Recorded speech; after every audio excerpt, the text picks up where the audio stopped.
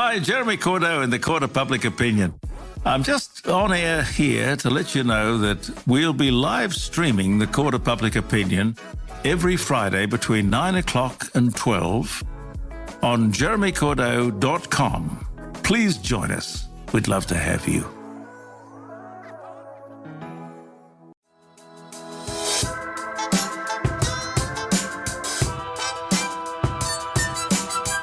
Talking About Marketing is a podcast for business owners and leaders, produced by my dad, Steve Davis, and his colleague at Talked About Marketing, David Olney, in which they explore marketing through the lens of their own 4 Ps: person, principles, problems, and perspicacity. Yes, you heard that correctly. Apart from their love of words, they really love helping people. So they hope this podcast will become a trusted companion on your journey in business. David? Yes. I can give you 1 Guinness now, but if you wait until the perspicacity segment, I'll give you 2. What's your choice? I'll wait. I have the ability to delay gratification. Have you always had that ability? Yeah, it's one of the few advantages of being blind, that if you don't know where something is, the choice is to either pull the entire kitchen apart to find it or wait until someone gets home and ask them. All right, well, I'm going to put this Guinness can back down on the cupboard and I will join you. See you soon. Our 4 Ps. Number 1, person. The aim of life is self-development, to realise one's nature perfectly. That is what each of us is here for. Oscar Wilde.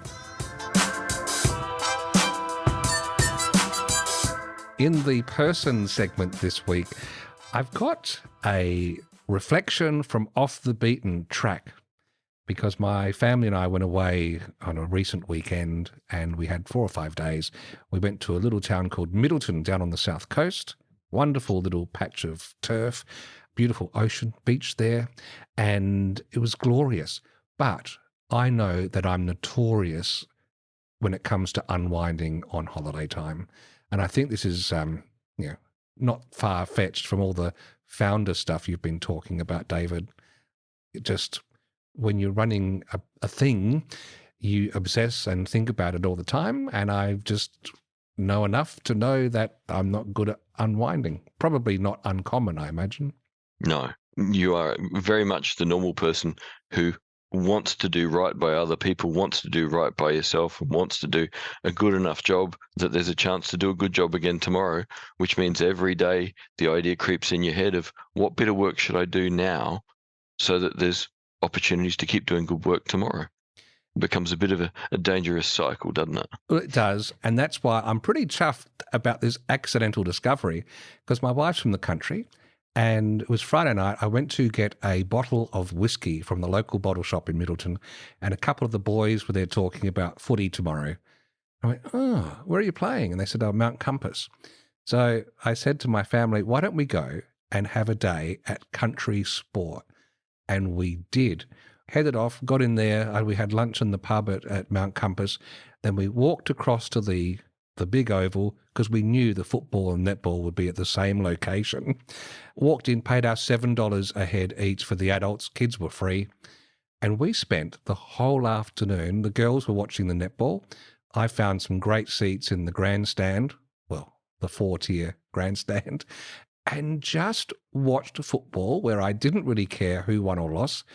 It was just a wonderful display of athletes going at it against each other, and people would come and sit down and we'd have a bit of a chat.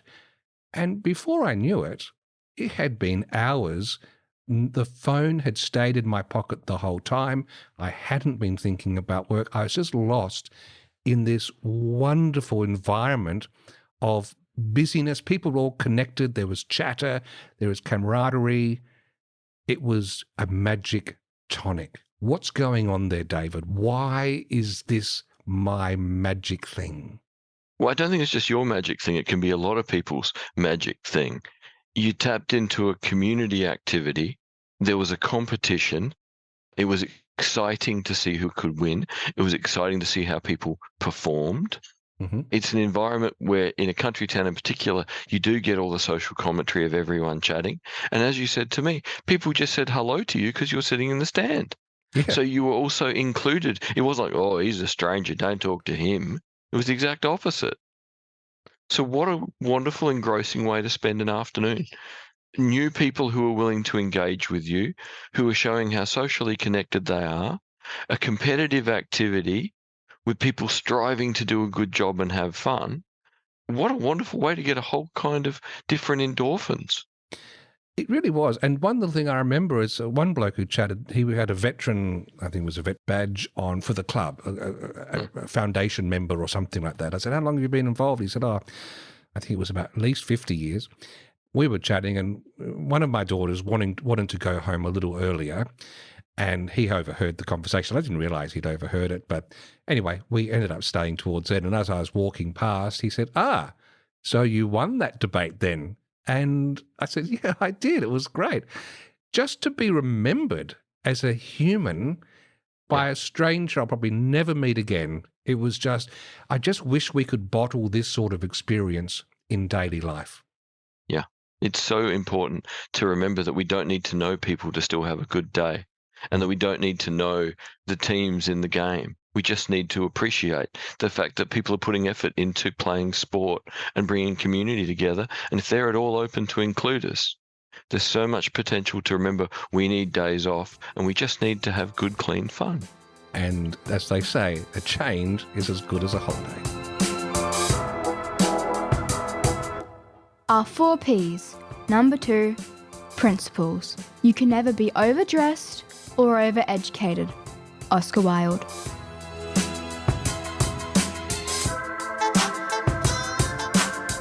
In the book Dopamine Nation, Dr. Anna Lembke talks about how the pleasure part of the brain, the bit that registers our sense of pleasure, is the same area that also senses pain, and how we, as we go seeking pleasure through whatever means, it could be, well, the rubbing together of genitals. Did we mention this is not necessarily a family-friendly episode? I can't remember. Well, it's particularly family-friendly if that happens and it creates a new family. Yes, that's true. Having an extra slice of pie. Actually, in fact, she uses an example. You've had a piece of chocolate and you're thinking of having a second one. I thought, what a tame example. What she should be saying is you've finished half the family block of chocolate and now you're thinking of devouring the second half, and what you find is diminishing returns. We get less and less bang for our buck. You are a great champion of the findings in this book, David. Let's put it on the table from the perspective of us marketing our businesses. The first and most important rule is that the balance wants to remain level, or what neuroscientists call homeostasis, so that with any deviation from neutrality, our brains will work very hard to restore a level balance. How do they do that? First, by tilting an equal and opposite amount to whatever the initial stimulus is. That's called neuroadaptation. I like to think of that as these neuroadaptation gremlins hopping on the pain side of the balance to bring us level again. But those gremlins like it on the balance, so they don't get off as soon as we're level. They stay on until we're tilted an equal and opposite amount to the side of pain. That's that moment of wanting a second piece of chocolate or wanting to watch one more TikTok video. Now, if we wait long enough, those gremlins hop off and homeostasis is restored. But what if we don't wait? What if we continue to ingest our drug of choice over days to weeks to months to years? Those gremlins start to multiply. And pretty soon we have enough gremlins on the pain side of the balance to fill this whole room. And then we are entering addicted brain. And this is what addicted brain looks like. Those gremlins are now camped out on the pain side of our balance, tents and barbecues in tow. Now we need our drug of choice not to feel pleasure, but just to level the balance and stop feeling pain. To illustrate this graphically, what we see is that with the initial exposure to a high dopamine reward, we get a huge increase in dopamine, followed by precipitous fall in dopamine levels, not just to baseline, but actually below baseline to that dopamine deficit state.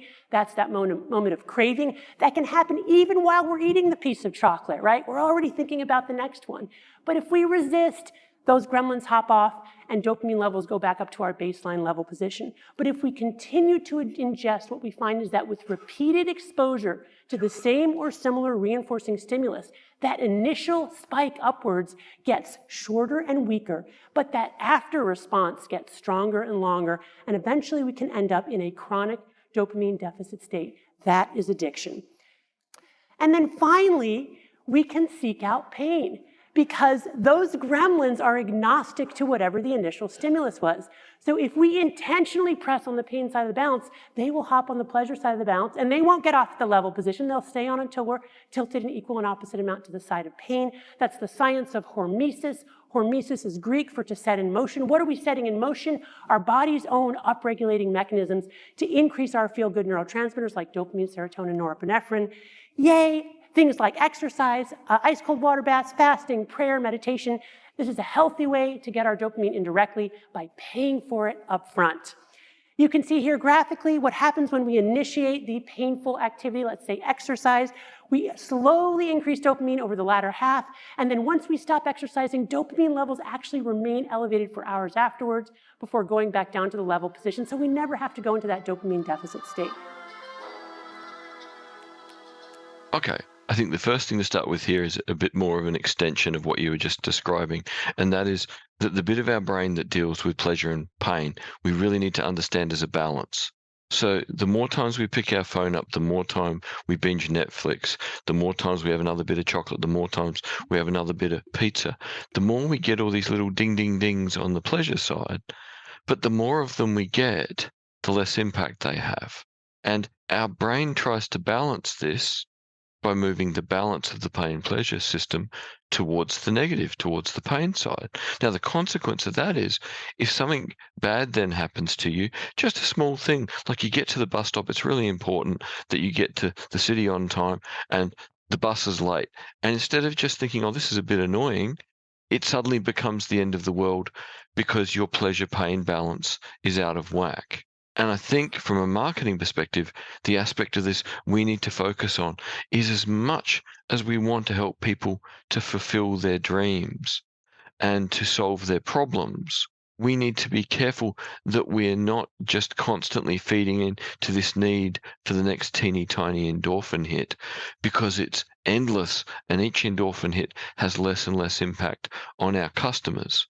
So where possible, if we can get our customers to slow down and go, well, if you want this thing, it might take a little bit of time and it might take a little bit of effort. But if you get the right thing and you were really looking forward to it, the anticipation means you will probably get more out of it. So novelty is important. Instant gratification is normal.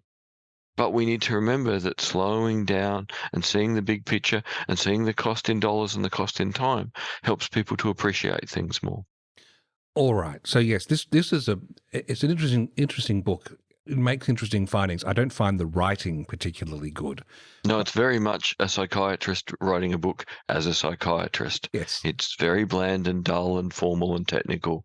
And yeah, you need to read it at about 1.5 speed to not zone out. Yeah. Maybe next time I'll read it lying down on the couch. That might help. So we've got this scenario that has two levels to it. There is us, people leading or running a business. We're as given to this as anybody. We're all humans, and we are surrounded by dense calorie food that satisfies us, drinks, all sorts of drugs, etc. And so that chasing the diminishing returns. But I think it's when we think, wow, this is also our customers out there. This could explain some behavior, some impatience, some easy sense of being bored. If you've perhaps from a tourism perspective, you're running hay rides on your country farm and you've got to slow down and get off and open the gate, etc. It's much more likely these days that the people on the back, especially kids or teenagers who have been dragged along to be there, will get impatient faster and either whip their phones out and zone out because of this reduced tolerance for anything that's not on the pleasure side of the spectrum. So what do we do about that? I think partly being forearmed with the knowledge of to why it's happening is interesting. But also, as I think you might be able to explain a bit more, David, she does talk towards the end of her book about some of the surprising findings. And one of them is, if you actually immerse yourself into pain deliberately, that's why going to the gym is an example she uses, it's counterintuitive, but it actually starts giving you some dopamine rewards, which keep rising when you've finished at the gym and stay elevated. And then they don't go back and swing out of balance. They just take us nicely back to neutral. So with our customers, I wonder if we could structure some storytelling to help, depending on the business we're in, to help them appreciate the importance of waiting or the importance of having to hike a certain number of Ks before you get to see from the plateau over the ranges, because the payoff will be better if we can cope and set our mind correctly to deal with the pain. I think we can approach this from a few ways for our customers. So, for example, imagine you're a cooking school. If you just put the meal in front of people, they just eat it. They don't really think too much. But if you teach them to work with sharp knives safely, if you teach them to work with the hot wok, on the gas burner, so there's tons of heat and the wok is literally glowing red, and you have to get them to do it safely and carefully. Even in an environment like that, the effort involved in doing it safely and well is going to make that food taste better. The effort in an adventure holiday of, you've shown them the photo on the website, this is where we're going, but it's going to take 2 hours paddling to get there. In so many cases, an idea of the reward is good, but also not hiding the fact that you're going to have to work and that you should work safely because things can go wrong. That little bit of anticipation of, I need to be careful or I could hurt myself. We don't want people at risk, but at the same token, they need to behave like there is a chance if they do something dumb, there'll be consequences. The benefits are that you enjoy the endpoint far more. So when we can possibly do it in marketing, help lay out the full story of how do we get to the endorphin hit at the end? What are the steps along the way? Is there effort involved? And in some cases, people are so far gone down the dopamine pleasure path that they go, oh, what do you mean there's work? No, I don't want work. I'll just eat chocolate. It's almost better that you don't have to deal with those people if what you're offering is a 6-hour canoe trip to get to a beautiful wreck, because they're just going to really struggle and they're going to be the person that makes it really miserable for everyone else. So maybe this equips us to be aware that if we're going after trying to shovel as many people into our tour, for example, as possible, without being discerning about it, we're just increasing the likelihood of some really negative TripAdvisor reviews. Precisely. So let's use your hayride example. Yes. Imagine we're going to pile everyone on the cart full of hay. Quickly show them, these are some of the birds we have on the farm. These are really rare. These are only here for this month. The minute anyone sees anything I've just shown you the pictures of, call out quietly and point so the rest of us can see them too. Turn it into an effort that has the fun immediate reward, but has the thing, well, I don't know if we'll see one. I don't know how long it will take. But build in the game and the anticipation of effort to get the reward.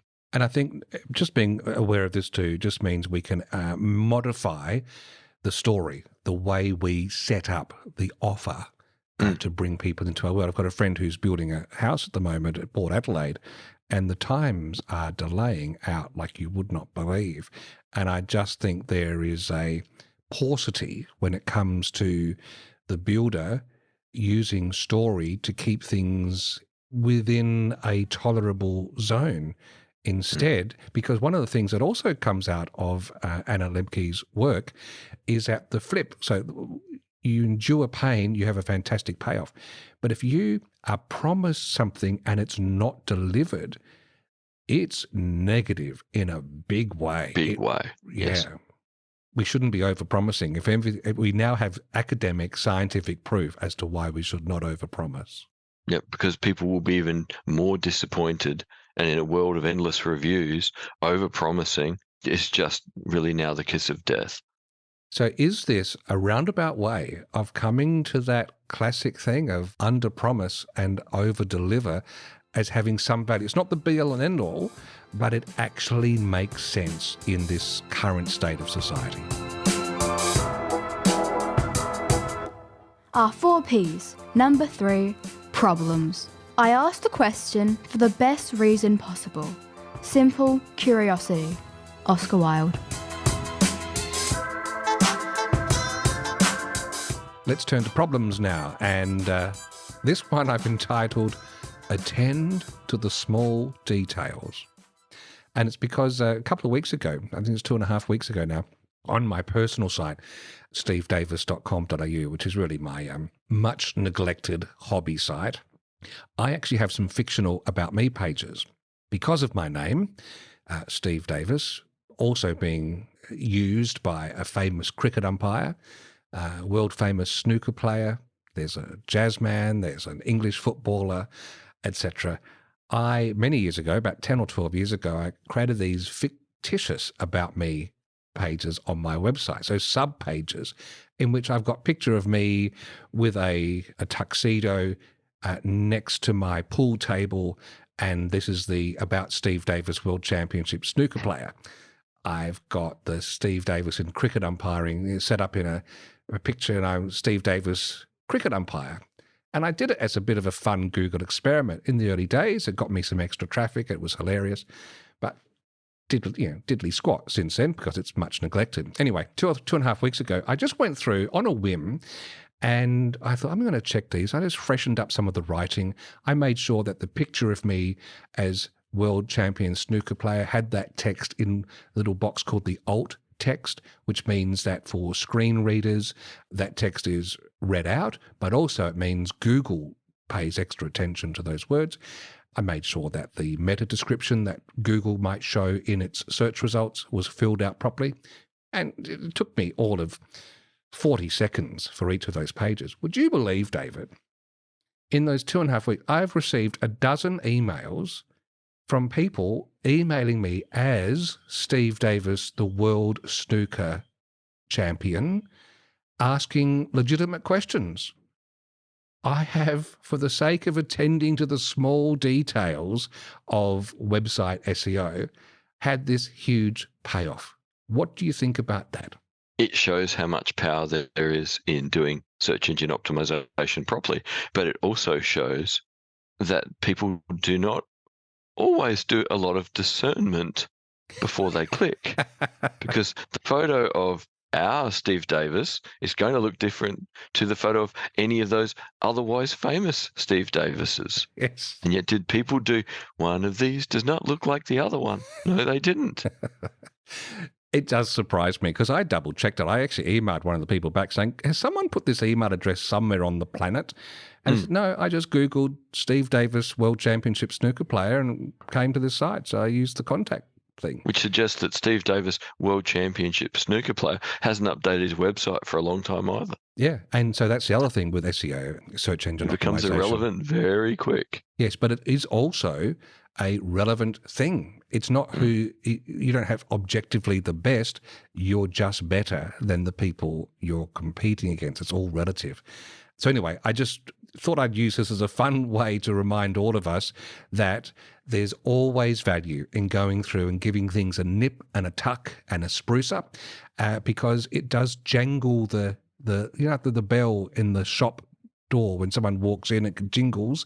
It does that, and Google goes, hang on a minute, there's some activity over here. We'll go and have a fresh look and re-index you anew. Our 4 Ps. Number 4, perspicacity. The one duty we owe to history is to rewrite it. Oscar Wilde.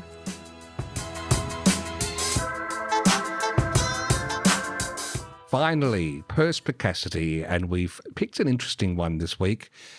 It's long, it's black, it has a golden foaming head. It's that Guinness I promised you, David.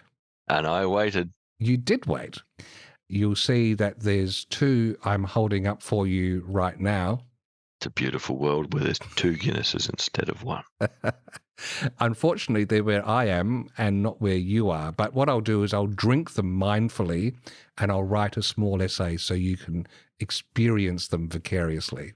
That's good. I'll go and eat the chocolate in the pantry and tell you about it later. All right. We're talking about Guinness because this is where we look at maybe an older campaign and we ask ourselves, would it work today? This is an interesting one. It's black and white. It's from 1998, and you've basically got surfers, a man waiting for a Guinness to be poured. You've got surfers in the ocean, and these animated horses arise out of the water as this long build-up happens while you're waiting for those bubbles to settle in the Guinness. Let's have a listen. He waits. That's what he does. And they'll tell you what. Tick followed tock, followed tick, followed tock, followed tick.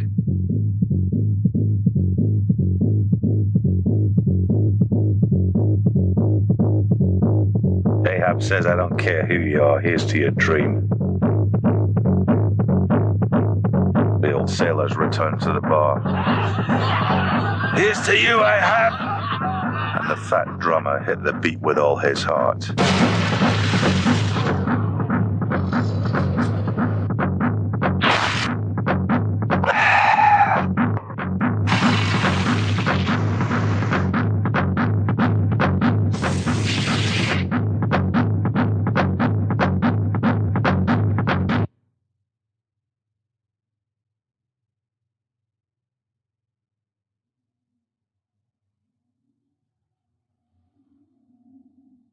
Here's to waiting.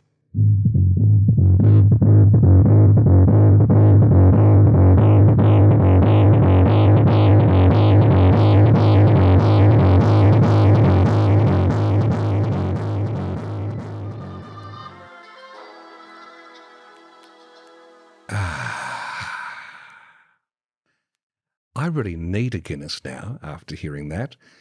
What do we think? This is actually a beautiful topic to have as a pigeon pair with the Dopamine Nation, David, because I think it's making the point. 98, this ad celebrated the fact that when someone pours a Guinness, you actually do have to wait. Otherwise, it tastes like it tastes like beer sludge as opposed to yummy stout. Yeah. So what's going on here? Is this actually, was it ahead of its time in some ways? Is this a style of advertising message that brands might need to start thinking about to cut through our perpetual seeking of pleasure instantly? It's interesting that it's about the time that the first tech bubble burst. That initial phase where we thought the internet was going to grow really fast and become really profitable really fast. And it just didn't happen. And so much speculation went out the window. And it was probably a very interesting contrast to go something so old that people appreciate, a good stout. Actually, nothing's changed. You still need to let it settle.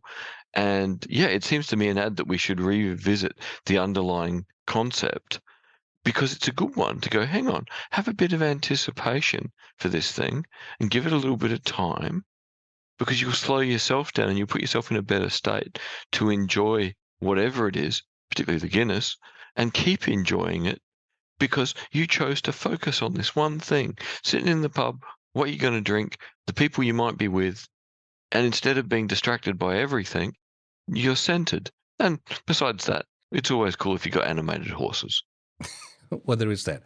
Yeah, I actually think this has got legs, so to speak, to be revisited, because there are still things today that have this value of time and workmanship that cuts through. It's a bit like, it is understood that used sparingly, actually sending prospective customers a good old-fashioned letter in the post is many times more impactful than anything else, from a junk mail pamphlet to a digital ad, etc., because it's unexpected. If done well, it gets that fresh bit of cut through.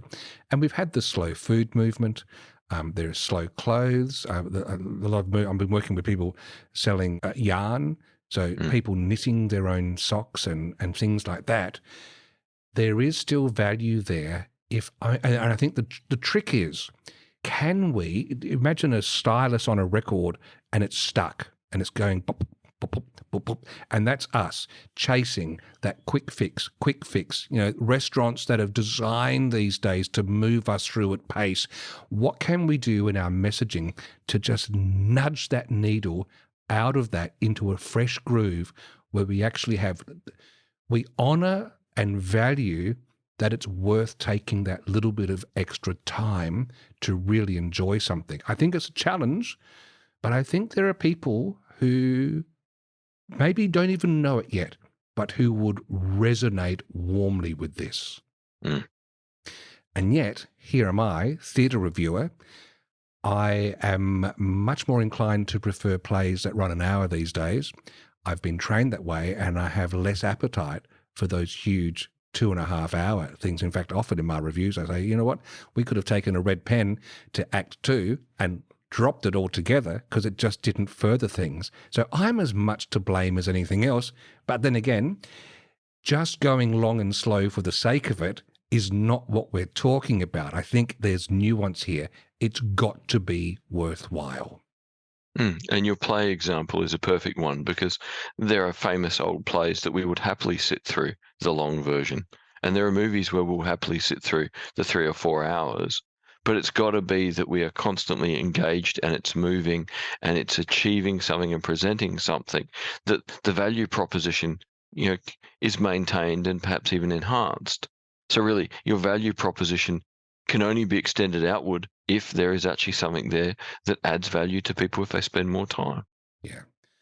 Well, I think it's time for us to pack up this one, and I might just go out, get a nice fresh glass, and crack this can. Ah, the sediment. My sediments, exactly. Thank you for listening to Talking About Marketing. If you enjoyed it, please leave a rating or a review in your favourite podcast app. And if you found it helpful, please share it with others. Steve and David always welcome your comments and questions, so send them to podcast@talkedaboutmarketing.com. And finally, the last word to Oscar Wilde. There's only one thing worse than being talked about, and that's not being talked about.